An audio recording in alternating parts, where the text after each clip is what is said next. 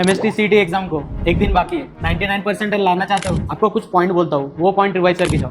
सबसे पहले फंक्शन में से कॉम्पोजिट फंक्शन करके जाओ। ट्रिग्नोमेट्रिक इक्वेशन जो है उसमें का प्रिंसिपल सॉल्यूशन, जनरल सॉल्यूशन करके जाओ। इनवर्स ट्रिग्नोमेट्रिक फंक्शन की जो प्रॉपर्टी है tan inverse of x plus tan inverse of y और tan inverse of x minus tan inverse of y, ये दो प्रॉपर्टी करके जाओ।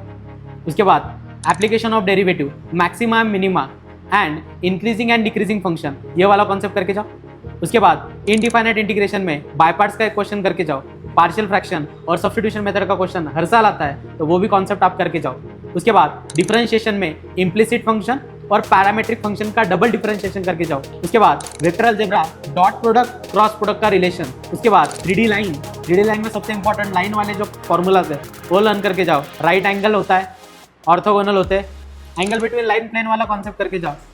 Foot of perpendicular, straight line में भी वही foot of perpendicular image of a point, उसका एक क्वेश्चन आएगा ही, वो करके जाओ। परम्यूटेशन एंड कॉम्बिनेशन में एक प्रॉपर्टी होती है NCR की, उसकी जितनी भी प्रॉपर्टीज है समेशन वाली, उतनी एक प्रॉपर्टी करके जाओ।